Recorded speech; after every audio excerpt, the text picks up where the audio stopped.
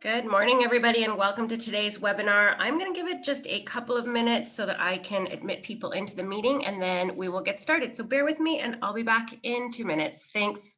Bye, guys.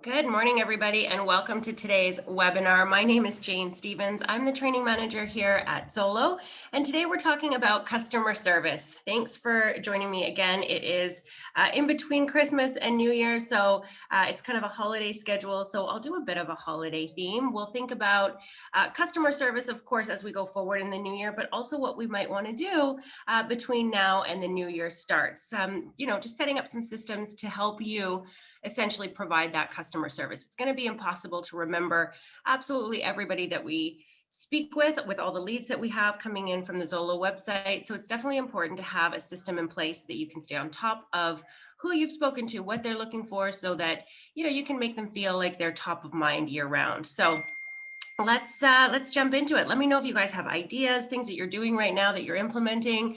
Of course, as I said, we're on the heels of Christmas and New Year's. So if you guys have done any pop buys, if you have dropped off poinsettias, these are the types of things that really make your clients feel special. So if you've done anything like that, I'd love to hear from you guys. Otherwise, let's jump in and let's get started. Jane, quick question. Sorry, Ash this side. The training calendar mentioned that today was going to be about leases 101. Today is customer service. Yeah. Let me just double check the training calendar. Is that on the The workplace workplace? spot? Yeah. Yeah, so on Mondays and Wednesdays, I do the new agent orientation. So today, Tuesday, the 29th, is customer service. Usually we do leases on a rotating Tuesday, and then sometimes I introduce an extra one on Fridays. Right, right. Okay, cool. Let me just look at the training calendar. Maybe I got it wrong. Maybe I read it wrong. No worries. Yeah, it's customer service today. But yeah, leases, I do have a recording of that. So if you want to see leases, if that's what you were expecting today, let me know, send me an email, and I can send you a link to a previously recorded session. Great. Thanks, Jane. I'll do that. Thank you. Absolutely. Sounds good. No problem. All right. So I'm just admitting a few more people here to the meeting. Awesome. Okay. So really the focus should be on customer service always. You know, in real estate, it really should be about relationships over transactions. You know, that will just equal more business. You know, at the end of the day, if you're putting other people first and you're, you know, looking to serve them, looking to help them, then that will, you know, bring you more business by whether it's referrals and definitely by way of review. So if you're doing a good job for people, they feel special, they're going to write a review, hopefully. And hopefully you're asking for these reviews. If you're not at this point, definitely make it part of your process. And really, customers are happiest when you get them that accepted offer. If you've won in multiples, that's the most excited they're going to be. So ask them at that point for a review. Ask them to go onto, you know, your Facebook business page. Maybe you have a Google page set up. So whatever it is that you have implemented, and if it's nothing at this point, right now is the opportunity before the new year starts to really set those things up so that you can collect reviews. You can ask people to give you those 5-star ratings, because really at the end of the day, this is how people look you up now, right? We're past the days of the yellow pages. I remember my mom used to say, you know, if you start a business, name it 1, 2, 3, ABC. So you're the top business on the list. It's not that way anymore, right? Things aren't alphabetical. It's all about reviews. So you want to make sure that your customers are reviewing you so that if they look up Toronto real estate agent, you know, you're going to pop up with some pretty good validation there that, you know, people should be working with you because you've worked with others in the past and you have the reviews to prove it. So let's talk about that. So as I briefly just mentioned, having a Google business page set up is definitely important. So make sure that you do set that up. So again, we're at the end of the year. If you haven't done this already, it's really easy to do. Just Google My Business and then set up yourself as a Google business. And what will end up happening is they'll send a piece of mail to the office. If you're a Toronto agent, it'll send, you know, a postcard with a code, I believe, to the Toronto office, and then the deals department can send that to you so you can activate your Google business. If you're in Vancouver, then obviously you're sending that to the Vancouver brokerage. So definitely, you know, setting yourself up so that you can activate your Google business, and it'll appear much like the one that we have for Zolo. And, you know, don't be afraid to use this one as well. If you don't have your own Google business set up yet, then ask your clients to review you on the Zolo Google page. So you can see here that the last time I took this screenshot, there was 235 Google reviews with an average rating of 4.2. So definitely ask your clients to go on there. Let's boost that rating. Ask them to give you a 5-star review on Google. They can do that right on the Zolo Google business, or if you've got your own setup, then you can do that there as well. So you can see, yeah, you'll be able to set this up simply by clicking on or Googling Google My Business, and you'll be able to set that up for yourself. So in the meantime, you can use the Zolo one. But as I also said, you know, this one takes a little bit of time to set up just because there is that direct mail piece that you have to activate with that code, but very simple to create a Facebook business page. So if you don't already have one set up, then again, this is your opportunity. Let's start the new year fresh with a brand new business page. And, you know, you can post things, of course, about your listings, but if you're new to real estate and you don't have listings yet, then that's okay. You can still post articles about real estate. There is a company that, well, there's a lot of companies, but there's one called Agent Crate, and it's $25 a month. I always like to recommend things that are free or affordable.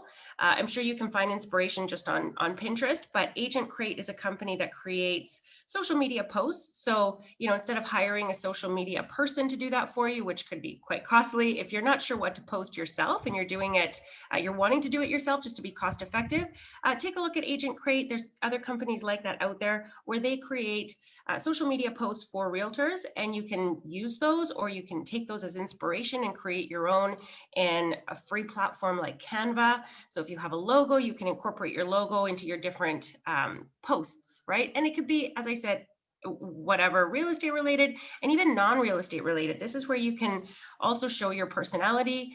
You might have, your a listing that's coming up, but maybe not. Maybe you're talking about trendy paint colors. Maybe you're talking about, what to do with small spaces. There's so many things that you can do or talk about on on a business page like this. So definitely, sign up to something like Agent Crate and see what inspiration comes from there, and schedule some posts. It's again really it's easy to set up.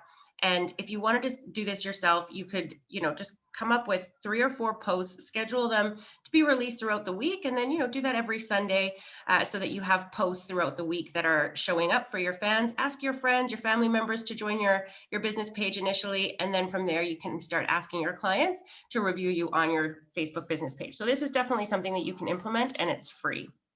The company name, again, I'm going to put it in here for you, Agent Crate.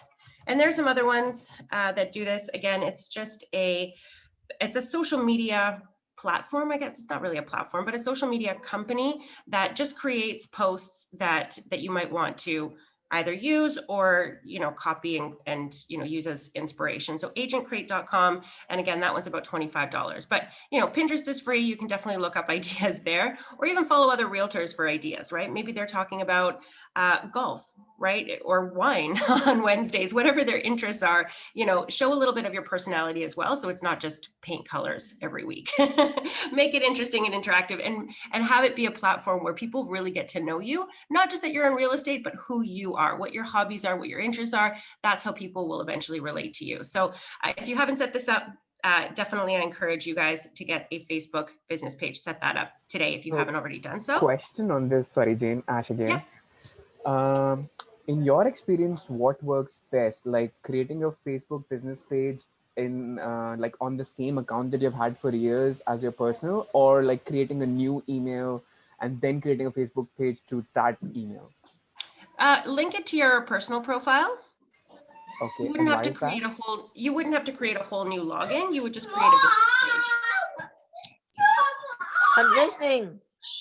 page. Sorry, that wasn't on my hand. Just to clarify. Let me see. Do we have a? Ouch. I know, working from home. Hold on, Arna. Okay, not sure if that was you No, with the no, no, question. it wasn't me. I'm Okay. okay. I'm good. Sorry. Okay. So yeah, no, I know we're all working from home, right? Especially right now, the holidays, we've got kids at home off school. So yeah, no worries. I totally understand. But yeah, a Facebook fan page or business page, sorry, you don't have to create a whole new account. You can simply log into your Facebook as you normally would, and then you can just go from there and create a business page. So if you want further instructions on that, it's pretty straightforward on Facebook. Yeah, no problem for the noise. I mean, We I all know it's understand. simple. I was just wondering what's better if you're looking for more reach and more, more organic kind of growth. But I think you've like the fact that you wanted to be associated with the existing ID tells you that all your connections will know about it. But some of us, we don't want our real estate career to be out in the open. So that's why I was asking. So Yeah. So, I mean, you don't have to share it to your friends. You can create it again from your main profile, but you don't have to share it to anybody you don't want to. You gotcha, can gotcha. invite specific people to your page. Yeah, and you can even create ads. If you do want to spend a little bit of money, you can create ads to promote your page or direct people to your website if you have a website. Again, Right. that's all going to cost money. But if you are doing a Facebook ad, you can even target it so that your friends aren't seeing it. So you're not targeting your friends, you're targeting other people. So yeah, there's different ways to promote your page, but without the ads, it's all free. And Right. hopefully you can just, when you're out meeting Zolo leads, you can ask them to like your page and review you here as well. Gotcha. Thank you so Yeah, much. because here we've got Valerie Peebles, who's an agent here at Zolo, and you can see that she has a 5-star rating, and she's asked 5 people, or sorry, based on the opinion of 4 people, so 5 people. out of 5 ratings. Yeah, so you start slow and you build from there, but she does have some odd people liking this page. So you start and then you build from there. And it's definitely a way to build credibility because, Right, of course, with right. these online leads, they don't know you, they haven't met you. So if they are speaking to you through the Zolo website and they know that they're going to go on a showing with you, they might just do some, internet research and see what they can dig up about you. And Exactly. hopefully they dig up a real estate website or Facebook fan page or, Google business, right? Right. And this is something that can even be done without the website being created, right? So this is pretty simple, Absolutely. right? Absolutely. Yeah. And you can promote this. You could have this as part of your email signature, for example, Right. asking every single person that you email to like your Facebook business page and have a link to that instead of a website if you're not ready for a website yet. Of course. Great. Thank you. Yeah, absolutely. So definitely inviting people to review you, whether it's here, whether it's on your Google business, but also just know that when you take people out on showings and you enter that activity after the showing has been done, that those people get a text message saying, how would you rate your Zolo agent? So this is another way to get reviews. If they do give you that 5-star rating and then they comment on, they have the ability to comment, to leave some specific feedback after they've given you, the 5-star review, that goes to your growth manager. So your growth manager will let you know if you do have any testimonials that come in, and that is something that you could eventually add to your website or to your Facebook fan page. So you can copy and paste that testimonial that way. So yeah, if anything comes from showings, we'll definitely let you know as well. So don't forget to enter your showings, of course, and make sure you get those reviews coming in as well. All right, so one way to really stay on top of your leads, of course, is the Zolo CRM. We have the ability to schedule follow-up. So really entering in notes that are specific to that client so that you know what you're following up with them about, right? You want to make them feel like they're really top of mind, that that they matter to you. So in order to do that, you want to be reaching out to them. You don't want to be waiting for them to call you all the time. You want to make sure that you're on top of their interests. So if they call you and they're interested in a property, maybe that property has already sold conditionally. We're seeing a lot of that right now. So maybe schedule a follow-up for when that property is if it has a condition for another 3 days, make sure that you're scheduling a follow-up for 3 days from now so that you can call the lead back and just let them know, you know what, this property firmed up, it sold for X amount of money, or you know what, they had that offer, it fell through, it looks like the buyer didn't have financing in place. Do you want to go take a look at it, right? So instead of them having to follow up with you, you should really be diarizing those sorts of dates and following up with them. So yes, you do have the Zolo CRM available to you, but you might need something a little bit more robust. So you definitely use the schedule follow-up. Again, that's going to be free, but have some sort of a backup system that you use as well. So again, I'm going to start with the free suggestions and then get into some that might cost you a little bit of money, but again, hopefully around the $30 mark, $30 a month mark.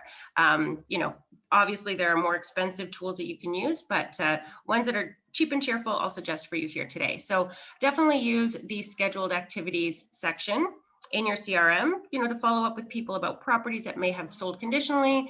There's lots of different things that you might want to follow up with them on. And an Excel spreadsheet is a good way to keep track of different things, specifically the area that they're looking in and maybe the budget. So an example I often use is if you're on the workplace group and there's another Zolo agent who has a listing that's coming up soon and it's in Milton and it's for 800,000, and you remember speaking to somebody about that area and finding something in that price range, then you can look at this list. So you definitely want to have some sort of an Excel spreadsheet. This is a really simple Excel spreadsheet with the date of when you spoke to the client, what type of lead they are. Are they looking to rent? Are they looking to buy? When are they looking to move? If you know that, definitely their name, their phone number, their email address. You want to be able to get a hold of them. And then what their budget is, what the area is that they're looking in. Because again, if you know of a listing that's coming up, you want to be able to reach out to them and say, I know of this listing, it's hitting the market next week. Do you want to go in and preview it before it hits MLS? So again, you're making them feel like you're thinking about them all the time. So that's definitely good customer service. And the way you provide that customer service is by being organized and having a system. So an Excel spreadsheet is a good backup to have. Because yes, you can schedule those follow-ups in the Zolo CRM, such as when a property is going to firm up or fail. But then if you really want to go back and reach out to people who have a specific search criteria in mind and you find a property that you think fits within that, you want to be able to easily refer to a list that tells you who's looking for what and in what area. So something like this is very simple, easy to duplicate, and keeps you organized. So again, that's the free version. And I did Google some other CRMs that you might want to take a look at. Of course, these cost a little bit of money.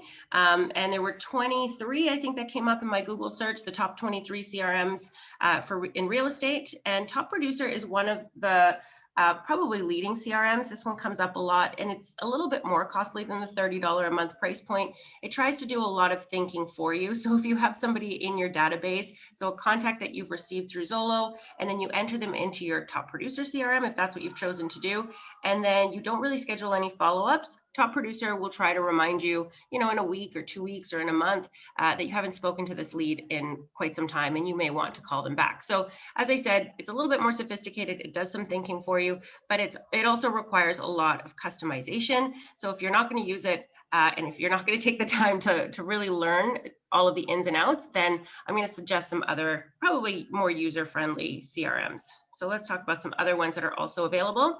Exact Contact is one that I always recommend because it does a few things for you. So not only will it keep track of your leads, but it'll also keep track of who your active buyers are. It keeps track of your deals. It does allow you to create a website. It also allows you to send out a newsletter directly from Exact Contact. So an email newsletter is a really powerful way to stay in touch with your leads on a monthly basis, right? Maybe even a weekly basis if you're that ambitious. But definitely on a monthly basis, have it as a goal for 2021 that you're going to send out monthly newsletters to your clients. So that means you're keeping track of your clients, who you've spoken to, their contact information, and you're reaching out to them once a month. And in Exact Contact, you can do all of that.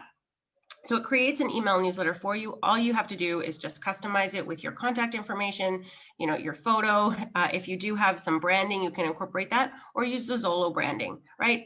Whatever way it's going to be, just reach out and be consistent. And Exact Contact is roughly $30-something a month, and they do have a free trial. So if you're thinking about it, do the free trial and see how it works for you. But definitely look into this one because this one has quite a bit of options, things that it offers. And yeah, you can access it from your phone. So you'll be able to enter activity with your buyers as well. Yes, this would be in addition to your Zolo CRM. You don't want to forget about updating your Zolo CRM. That's where you're getting the leads, but have a system where you can manage the leads, stay on top of everybody, and make everybody feel like they're top of mind, that they're your only client, right? That's how attentive you are to them. And that's really what customer service is all about. You want to make people feel special. So Exact Contact is one to look into for sure.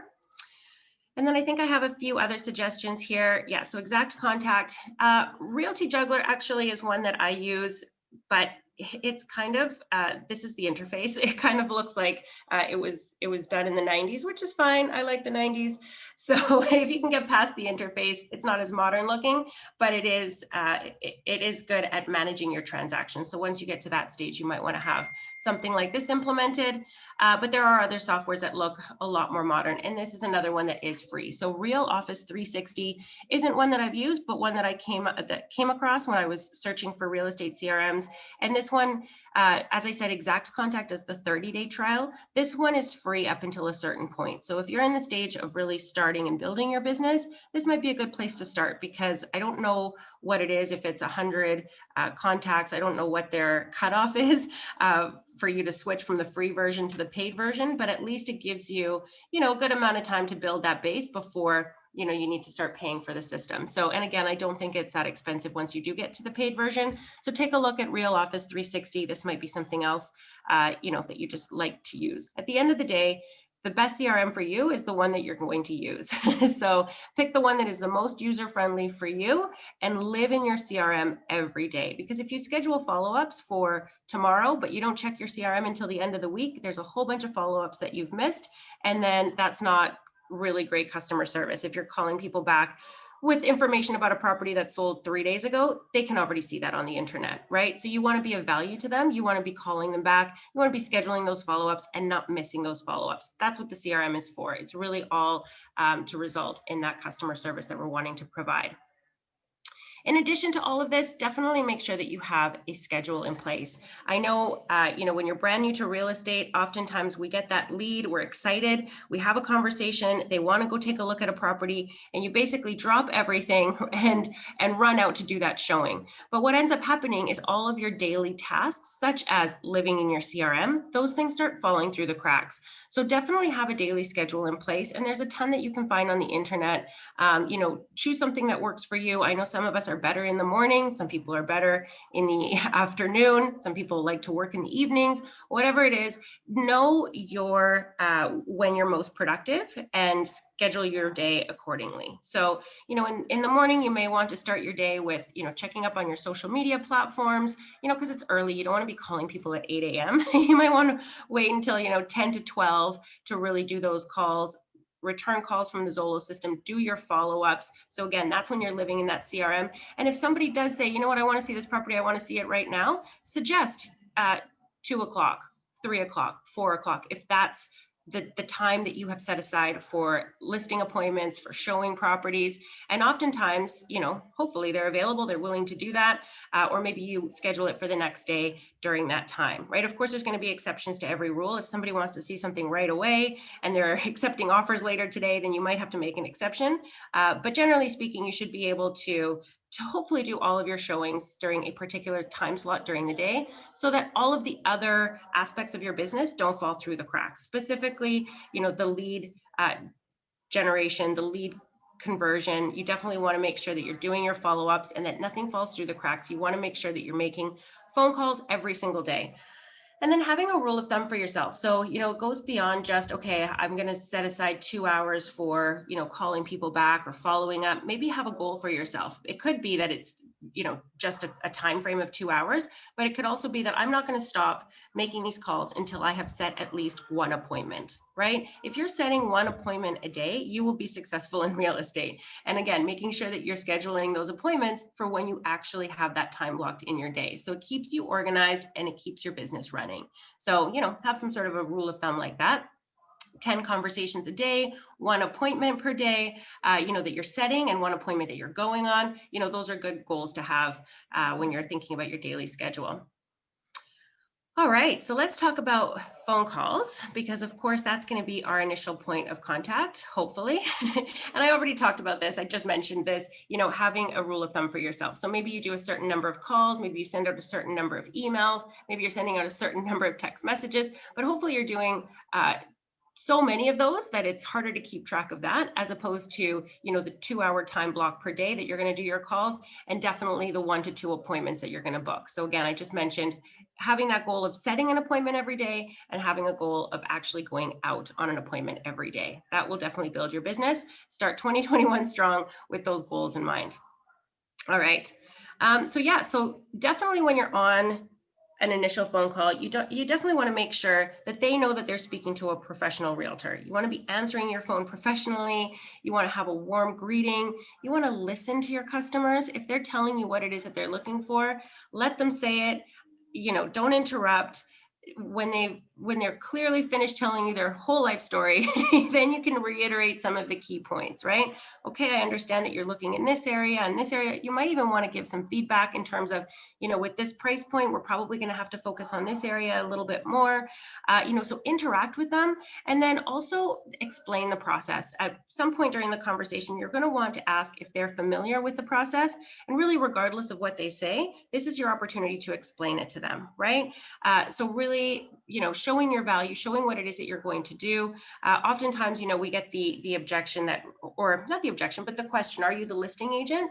And, just simply redirect that conversation and say, you're a buyer specialist, and as a buyer specialist, you can schedule all of the showing appointments for them, send them an itinerary so that you can see properties back to back. And this way they don't have to reach out to individual listing agents. You're going to do all of the legwork for them. So even something as simple as that shows them how, you can be of value to them. You're going to help them. They're not going to have to do all the work. You're going to show them properties, and eventually you're going to write an offer for them, right? So definitely making sure that you have that call dialed in. Make sure that you have the ability to listen back to your calls. So, this is something else that you can do right now. It's kind of holiday hours, we're kind of, spending time with family, we're at home. So, maybe listen back in your CRM, listen to some phone calls that you made and just take notes, coach yourself, see, how could I have asked that better? How could I have asked that differently?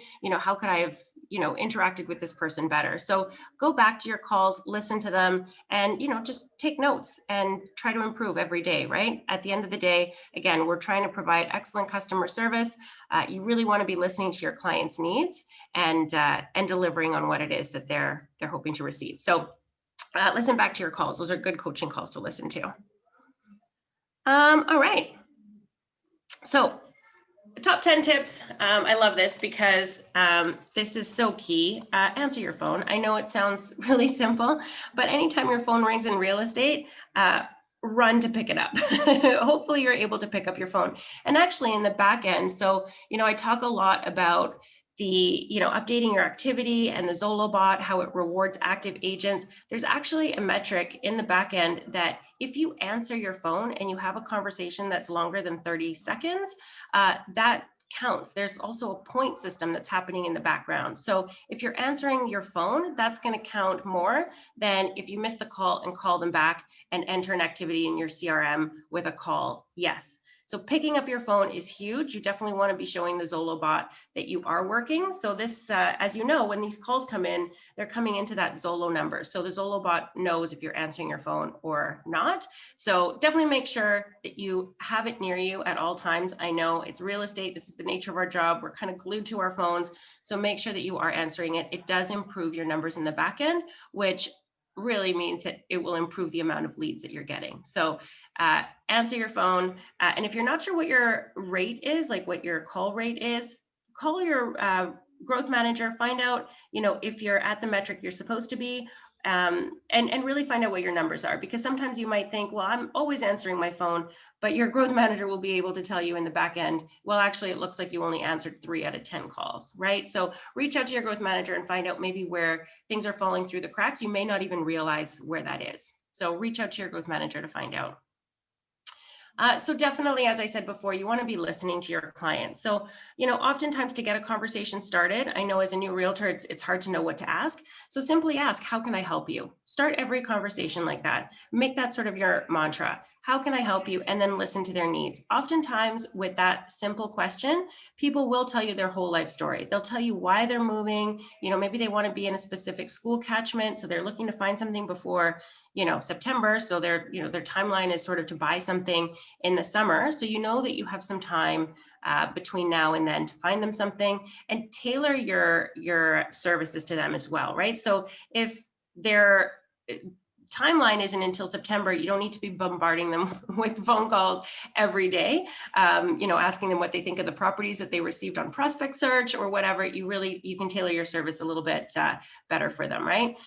If they're far away from their timeline of buying, but definitely stay in touch on a regular basis. Again, going back to that CRM, having a system in place. So you're listening to what it is that they need and you're delivering on that. So, making sure that you don't forget about them in 6 months, because, that's the nature of real estate also. We need to nurture these leads. Not everybody is going to be ready to buy right now. It happens where you get those deals fall into your lap, and that's always great. But that's as a result of a lot of hard work and following up with a lot of other people who aren't ready right away. So make sure you're listening to their needs and you're staying in touch with them. And yeah, tailoring your efforts, which I also just sort of tied into that last one. You definitely want to make sure that if they're not ready now, that you're not bombarding them with phone calls. But if they are ready now, sometimes you have people who are in a situation where, their lease has ended or the property that they're leasing has sold, and, their timeline is quite quick. In that case, you might be meeting them, 2 or 3 days in a row, whereas, somebody who's not ready until later, you're setting aside a weekend here or there to see what's currently on the market. So tailoring your efforts to their timeline for sure. So really knowing what that is and asking that question. Don't forget to ask that question because otherwise you don't know, right? You don't know if they're in a rush. You may be rushing and they're in no rush at all. So definitely ask that question so you know how to best service them. Being reliable and responsive. So definitely this goes back to answering your phone. And you know what, if you're not able to answer your phone, you can set up those text message replies, and you can simply click, I'm on the other line, or I'm in a showing, can I call you right back? Whatever it is, so that at least they know that you've received the call. And yes, of course, we're not always available on demand. So, just be responsive in the moment, and then don't forget to call them back. That's the key. If you are in the middle of a showing and, the people you're talking to want to put in an offer and now you're distracted with that, do consider, going back into your missed calls as a reminder of who you need to call back. So definitely you want to be reliable, you want to be responsive. If they have questions about the process, even if you're not able to get back to them right away, just say, I'll give you a call in an hour and I'll walk you through these forms, or I'm going to email you these forms that are, explained in plain language so that you can understand. So whatever it is that their question is, you're able to provide them with that information in a quick manner, right? You don't want to leave them hanging. So be reliable, be responsive, be a resource. That's my next one. So definitely be a resource. Make sure that you are sending them information of value. So something that we talk about a lot is maybe having at this point a buyer's guide. So this is something else that you might want to implement between now and the end of the year. A buyer's guide that you send out. So you have an amazing initial phone call with a lead that's just come in. You know what their search criteria is. You know what their timeline is. You know what their motivation is. So oftentimes you send properties from TREB and they're notified every single day of properties that meet their search criteria. And then you're just waiting for them to get back to you and let you know which properties they want to actually take a look at. But why not be a resource in the meantime? So a great idea here is to create a buyer's guide and send them a buyer's guide. So sending them an email after that initial phone call, sending them a buyer's guide with the process, letting them know from start to finish what to expect.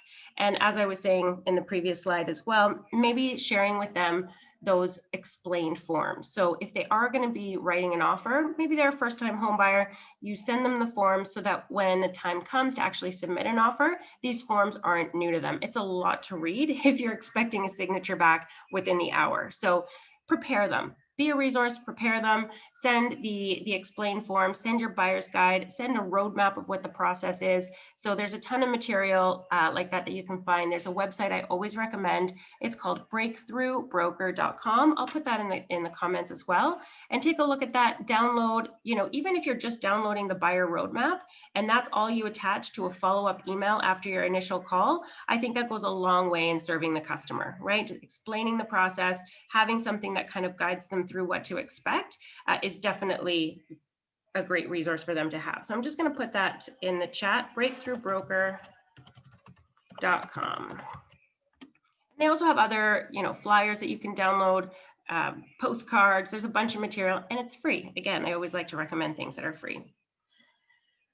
So yeah, be a resource in terms of, so not just education, but also industry experts. So if they are looking to list their property, for example, hopefully you have a handyman that you can recommend. Hopefully you have a painter who can come in and maybe give them a little bit of a discount. So you have industry experts such as stagers that can come in, maybe do a consultation, let them know which way their furniture should be displayed or whatever the situation is. And if they want to proceed with a staging company, then of course, hopefully you can also provide them with some sort of a discount. So if you don't have those connections, again, take the time right now before the new year is about to begin, reach out to a few people in your community that maybe you can align with and you can recommend. So who's going to be your stager of choice? Who's going to be, a painter that you refer, a landscaper, somebody who cuts grass, whatever, shovels snow you want. If you have listings, maybe that's part of your listing presentation. I'm going to have your driveway shoveled every time it snows because I don't want anybody, slipping on the driveway when they come for showings, right? And that's a nice service to provide to your clients as well. They don't have to do it. They don't have to worry about it. So, have those people handy that you can refer out. So definitely let them know that when they choose to work with you, they're choosing to work with your entire team and you have those people in place. Jane? Yeah. Jane, I have a few customers asking like, if I am buying a house with you, what am I going to get? Yeah, I know a lot of buyers are asking for cash back now. So really, that's up to you. And another thing is like they are saying like you pay the mortgage agent if they are going for outside mortgage agent. They are saying like you pay the mortgage brokerage on behalf Yeah. of you. So like this 1.5% or 2%, whatever it is, you pay it. That's all. Yeah. So Yeah, there's a lot of ways that you can answer that question. It's really up to you at the end of the day what you want to offer. Some agents will offer free staging if it's a listing. Some agents will offer to pay for the movers, right? They'll pay for a company to come in and help you pack and move. So those are things that you can offer instead of the cashback. But you're right, it is a popular request right now that buyers are asking for this. Another thing that you might want to create, much like the buyer's guide that I was talking about before, you might want to have a breakdown of where your commission goes. Because I think that, a lot of times people think that, it's this $30,000 paycheck and it's, we're overpaid.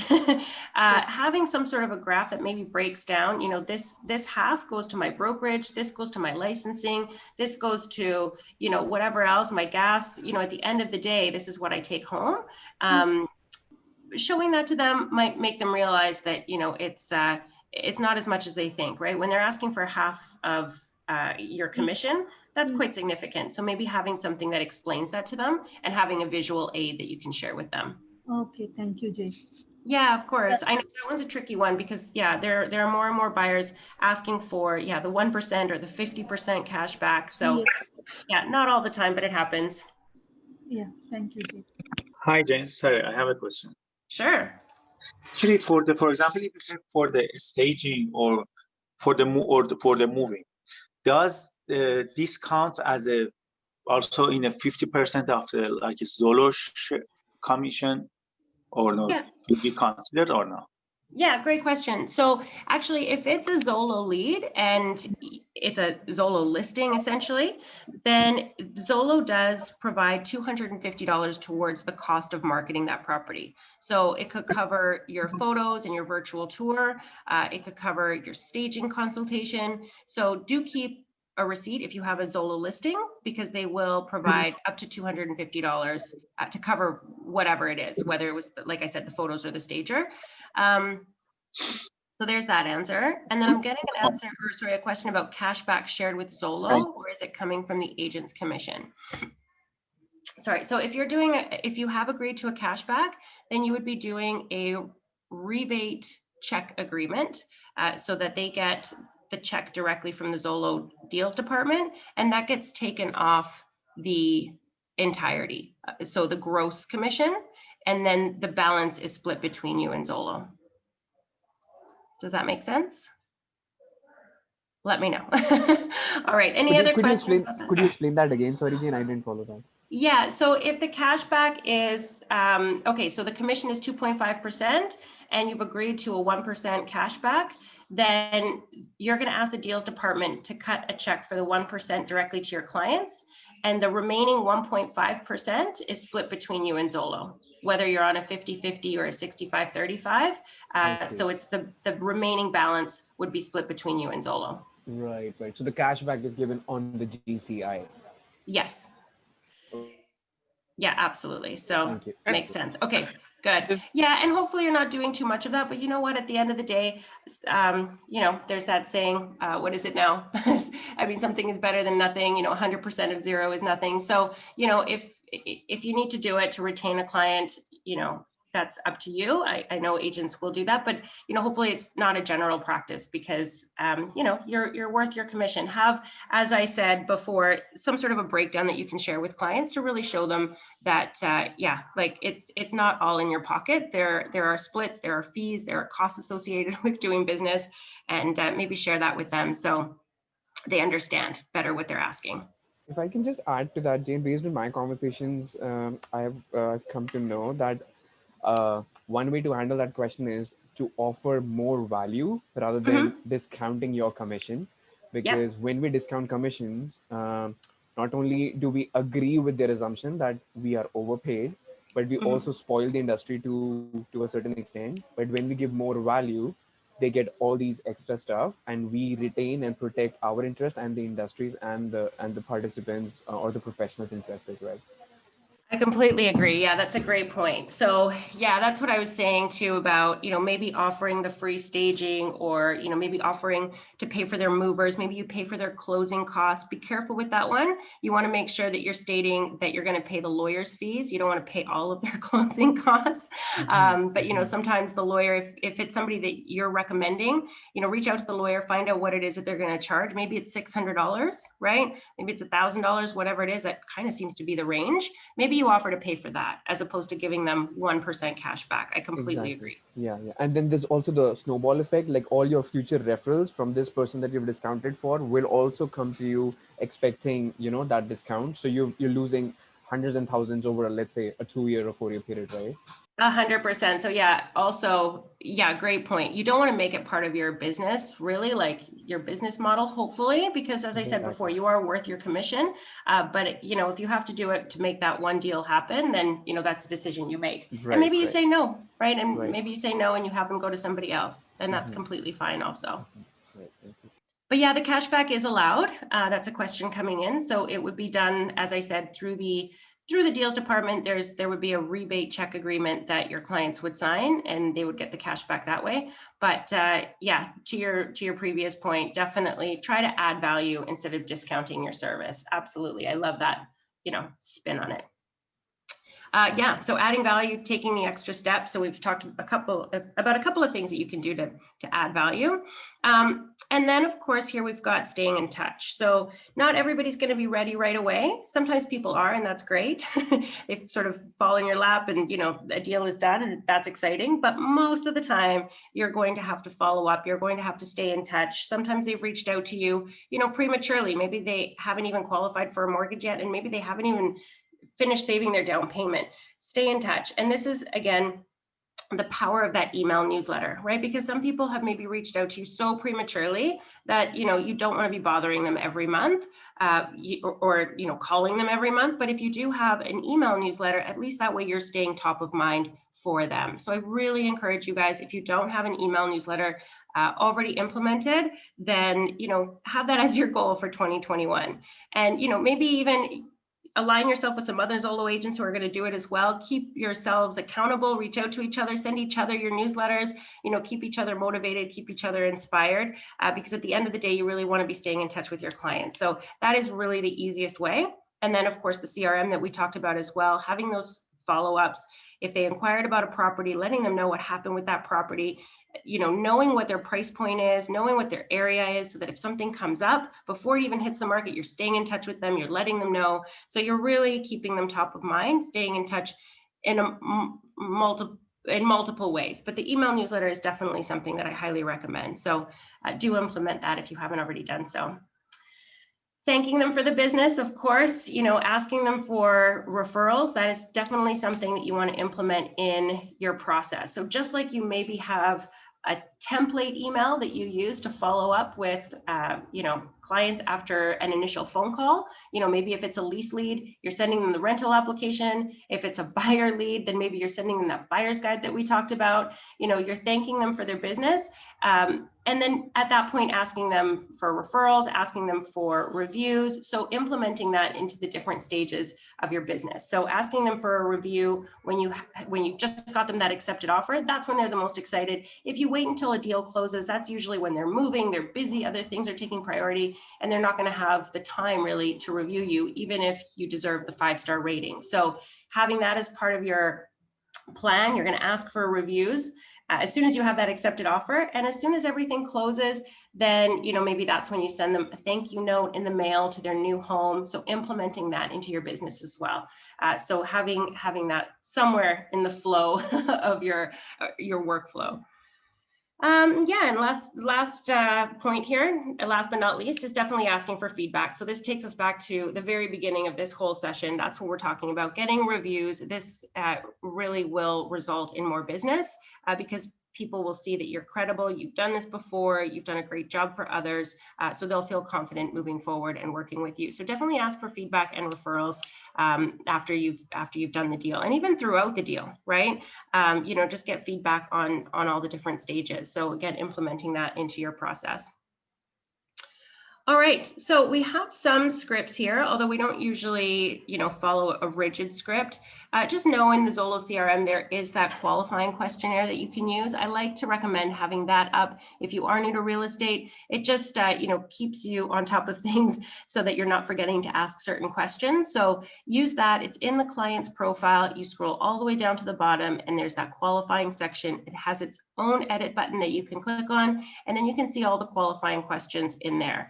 So again, it just keeps you on top of what to ask so you don't forget anything. Number of bedrooms, neighborhood, budget, these will all become second nature to you. But at the beginning, it's nice to have it in front of you. And also it's a great place to record all of this information. So it's not really so much of a script, but you definitely want to be having a dialogue with these leads that come in about what they're looking for, and then of course how you can help. So having that questionnaire in front of you will certainly help. So we talked about this question that comes up a lot if you're the listing agent. And again, I did mention there's a few ways that you can handle this question. The one that I prefer is, to specify that I'm a buyer specialist. And what does that mean to them? It means that instead of them having to reach out to all of the listing agents individually, I can show them any property that interests them. And I can schedule an itinerary, send it to them, Saturday from 1 to 3, these are the properties we're going to go look at. And, that way I'm doing the legwork for them. So, having a quick answer like this that, you have prepared. So when you get this very commonly asked question, you know what to say. If they say that they have an agent already, you may just want to clarify, are you committed to working with that agent in writing? Right. And if they say, oh, well, no, not yet, but we're kind of thinking of using our friend, you may just want to have a conversation about, why it's best to maybe use somebody that they don't know. Not everybody wants to share their personal information with their friends. So, that might be an angle. Just have something that you have prepared that you're equipped with when they do say that they have an agent. Just verify that they actually do have an agent in writing. Otherwise, hopefully you can win the business. But of course, if they have a working with a realtor already, signed, a BRA already signed, then you have to respect that relationship and just politely redirect them back to their agent, right? If you're interested in a showing, then it's best that you work directly with your agent, right? Or you have to work directly with your agent. So just letting them know how it works. Sometimes people don't understand. They think that, at Zolo, maybe we're customer service agents and we can just run around and show properties. Just educate them on the process and let them know if you have an agent, you're going to want to work with them and have your agent show you properties. So just getting to the bottom of that. Sure, if people just started looking, ask them what they're looking for, what their timeline is. I mean, these are all opportunities to just continue the conversation. So, ask them about their search criteria, what location they're looking in, what their price point is, what their motivation is, if they have an agent, have they already been pre-approved, do they have a mortgage, and if all those things line up, then hopefully you're setting an appointment. Even if it's just to show them a property that maybe they may not be ready for right now, but always go to the in-person meeting. Always convert that call to a meeting so that you have that face-to-face, so that when the time comes to look, hopefully they remember you. And they're going to remember you more if you actually met with them than if you just gave them, Zolo mortgages, how to contact them over the phone, right? So do go to the in-person meeting if there's an opportunity to do that. All right, so if they just want the information, they just want the sold price, again, this is another opportunity for you to just ask some more questions. Sure, absolutely, I'm happy to provide you with that information. While I'm looking it up, are you looking because you're in the neighborhood, or is this a neighborhood you want to buy into? So, taking the opportunity to ask questions about, again, why they're asking for the information. Maybe they're a neighbor, maybe they're interested to know what it's sold for because they're thinking about selling their property. Then you can continue that conversation, offer to do, a quick market evaluation for them. You're happy to meet them at the property, let them know, what theirs might sell for in comparison to this one that just sold. So again, even if they're just calling you for information and they may seem, like they've got their wall up and they don't want anything else, just ask them questions, keep going, continue the conversation, and hopefully get to that appointment if they are looking to potentially sell. Or if they're looking to buy in that area, you can send them properties, that come up on that street. Whatever the situation is, offer to show them places that are currently on the market, and just go from there. So whatever it is that they're wanting information for, just dig a little bit and hopefully you can help them. If they say they're not ready to buy now, that's something that comes up sometimes, and just ask them, what their timeline is. when they might be ready to buy. Have they spoken to a mortgage broker? Again, trying to convert that call to a showing, hopefully. If they're not ready now, what's holding them back? Are they not sure about their mortgage? Maybe in this case, maybe it's not a conversion to a showing, but maybe you're able to send them, to a mortgage broker, provide them with some information, and then, yeah, you can reconnect and go out on some showings. So, maybe they're more ready than they think they are, right? Take this as an opportunity. All right, if they've never purchased a home before, these are great calls to get. First-time home buyers are a lot of fun. Again, send them that buyer's guide, answer their questions, send them the forms that they're going to need to be familiar with. When you do meet them on a property or at a property, bring some material with you, show them what these forms look like. Again, have a system in place for first-time homebuyers, and maybe specialize in that in the new year. Maybe have something that is on your website, some sort of, maybe educational videos that you can send out as well that talk about the entire process with the first-time homebuyer in mind. So lots of ideas here that you can implement. Okay, if somebody has bad credit. So you know what, let me talk about this in terms of leases, because this happens a lot when we're dealing with lease leads. Again, super important to have customer service top of mind. So if you're talking to a lease lead, and yes, maybe they make good income, but their credit is really bad, unfortunately, we're not going to be able to help everyone. So if that's the case, you just want to make sure that you're pointing them in the right direction. Maybe you give them the listing agent's phone number, you point them in the right direction that way. Maybe you do explain the process a little bit and say, landlords who are using realtors are looking for clients with or potential tenants with credit scores in the 700s, with income that is, X amount of money. They don't want the rent to be more than 30% of their income. So if your credit is lower, it's recommended that you go directly to maybe Kijiji or Facebook Marketplace, where landlords are posting their properties maybe directly. And then that way you're not going through a realtor, and then you can have, a conversation, build a rapport, and it's more about personality than it is about credit score. So, hopefully you can find a property that way. So if their credit is bad and it's a lease lead, point them in the right direction. So, more leads will come your way. Give this one good customer service, send them off in the right direction, and then move on to the next lead. So yeah, unfortunately, we can't help everybody with the offer, but at least we can help people, in pointing them in the right direction. I'm going to leave it with that one there. Let me see what else I had coming up here. Any questions so far? I just want to see what else I want to touch on here. I'll bring this up here. So from this current slide, the buyer's roadmap. This is something that I was mentioning before that you can download from Breakthrough Broker. And even if this is all you have in terms of a follow-up email, you're going to have that phone call with the client. You're going to tell them about the process, but in that follow-up email, maybe you send them some sort of a roadmap. So this is something that you can download from Breakthrough Broker, and you can customize it. I think the one that you're actually downloading from Breakthrough Broker is called the Buyer's Roadmap. So this is something that I created for renters. And this is the process. They have to complete the rental application. They have to send you their supporting documents. Of course, you have to search for homes. You have to make an offer, let them know, what that might entail. So, you definitely don't want to be offering less than list. A lot of properties are going for full price or more. So just prepare them for that. You may want to offer more of a deposit. You may want to offer an earlier move-in date. So, you really want to talk to them about making their offer really attractive so that you can negotiate and, get that all accepted, hopefully. And if it is accepted, then they have to deliver at least first and last month's rent to the listing brokerage. And before they move in, they need to verify their tenant's insurance, their utilities. They need to send that to you so that you can send it to the listing agent, so that on possession day, they can receive their keys in exchange for their post-dated checks if that's what was agreed to. So nice and simple roadmap that you can share with your clients. It also keeps you on point if you are talking them through this. It's nice to have it in front of you so that you're not missing anything. Similar to that, this is the buyer's roadmap.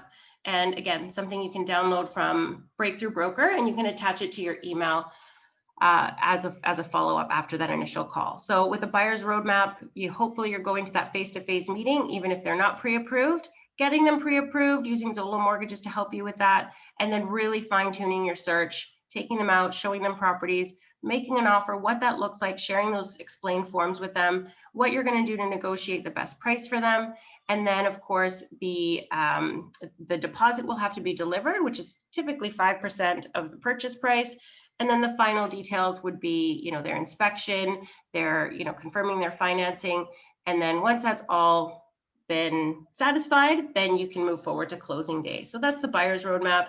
And last but not least, I'll share that seller's roadmap with you as well. So just another way of keeping your clients really informed, really educated, so that they know what you're doing and they can follow your lead. So obviously with the seller, it's a little bit different. You're going to have to meet at the property, establish a price, prepare their home.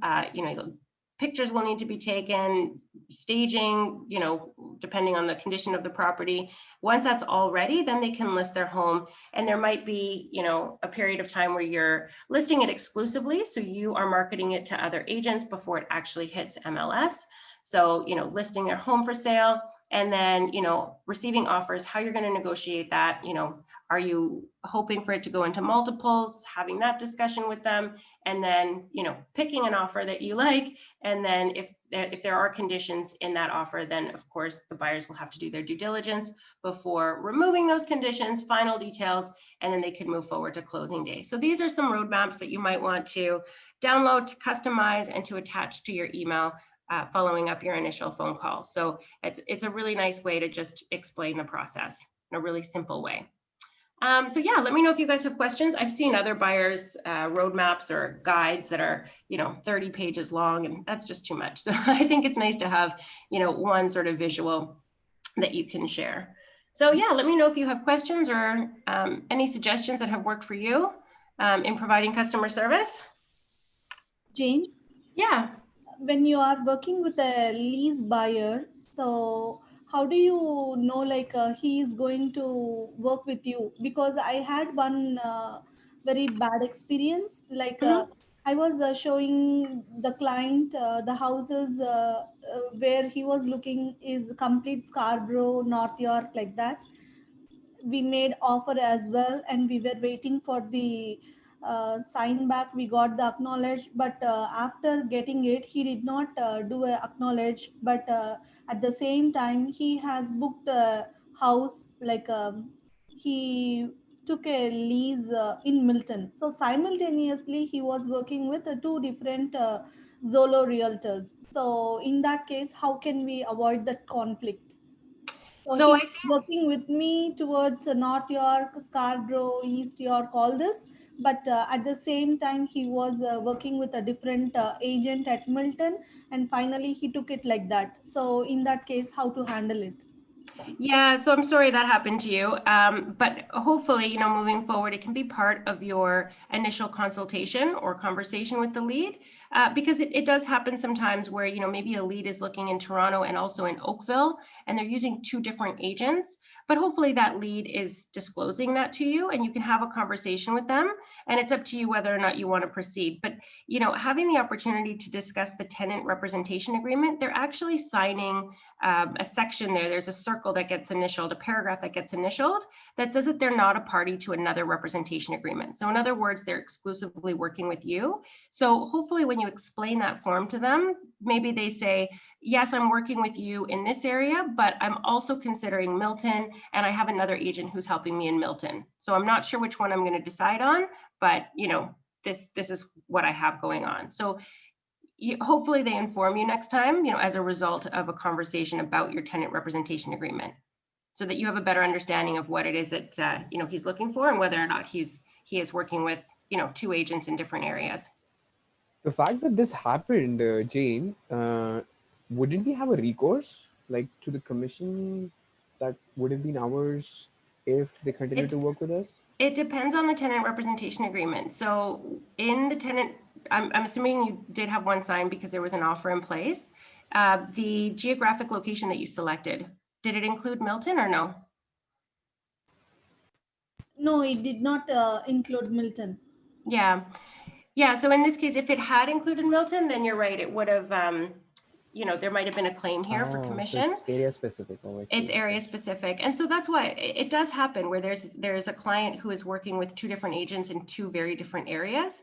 But hopefully when you're having your client sign that tenant representation agreement, you're making sure that they're not a party to any other agreement. And hopefully they're honest and they say, well, I am, but it's for Milton. And I'm not sure if I'm going to choose Oakville. And if I do, I'll use you, right? So at least how to proceed, right? If you want to work with that, because that there's a chance that they may not find something in your area, but there's always a chance of that, right? It is our job that we're showing properties, and hopefully at the end of the day, they use us. But in order to protect yourself going forward, just maybe have that tenant representation agreement or buyer representation agreement signed as early on in the relationship as possible. Thank you, Jane. Yeah, of course. So yeah, how to ask for reviews and ratings. So yeah, I mentioned before, definitely incorporate it into your business that you're asking for reviews and ratings at specific times. So for example, your clients are never happier than when you have an accepted offer for them. So maybe that's when you ask. And then of course you want to direct them to where they should go to rate you, whether it's your Facebook business page, whether it's your Google My Business, if you've got one set up. Having it even as part of your email signature is a great idea, because in that way you don't even have to remember. If you're emailing clients back and forth, at any point they can see the link on your email signature, to rate you on your Facebook business page, and it's as simple as clicking a link, right? So that's a couple of ways that you can ask for it, by email or definitely in person, at certain points in the process. So hopefully that answers your question. What is the rule for your clients taking pictures at the property for sale? So I don't believe they're allowed to do that. There are, usually more than enough pictures on the MLS listing. So yeah, they shouldn't be taking additional pictures at a property for sale. There should be enough.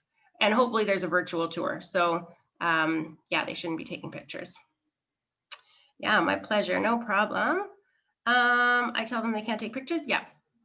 What else do we have here? I don't know if I missed anything else. Okay.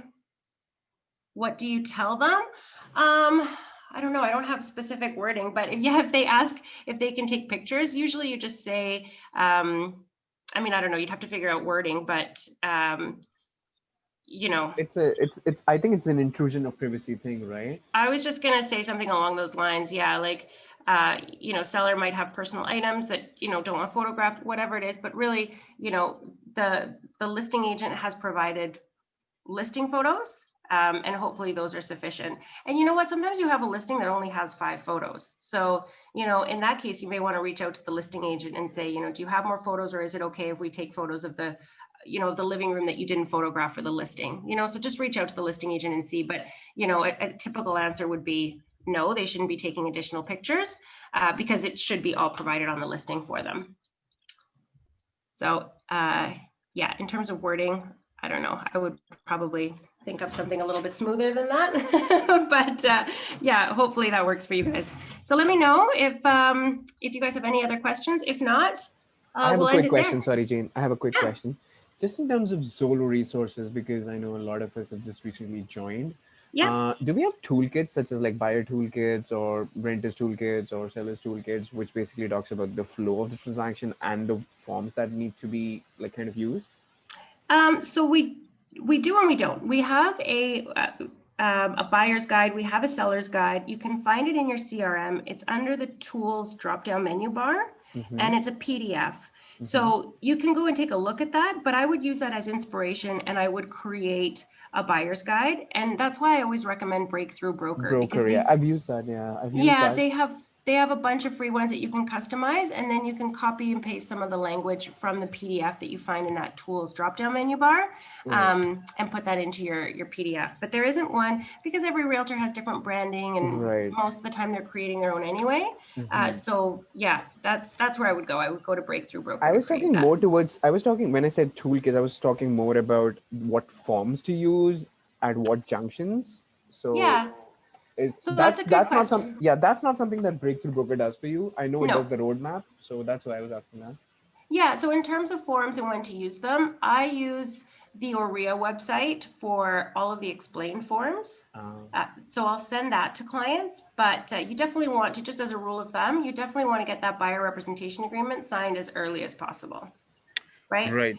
And some agents will even have that as part of their initial conversation, right? You might want to say to them, and this is dependent on you and how you want to run your business, but you might say, you know, during that initial conversation that you're happy to show properties, and they're, you know, maybe you show up to the property with a buyer representation agreement saying, you know, I can only show you this property if you sign this agreement, and then it's specific to that address only. So you could do that, just so that you know that if they are going to see it with you and they like it, that they're going to put an offer in with you.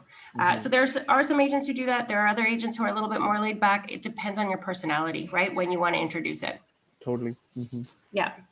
But great question. Because it's key. It's better if you can get that signed at the beginning, but I know for myself, I let people kind of get to know me first before I ask for the BRA to be signed. So it's just, it comes down to how you want to manage things. Personal for sure. styles, right? Yeah, sure. Yeah. Awesome. Great questions, guys. Hey, All right. Yeah. Just a quick question. Yeah. So do we have any recordings kept somewhere from where we can see the past trainings?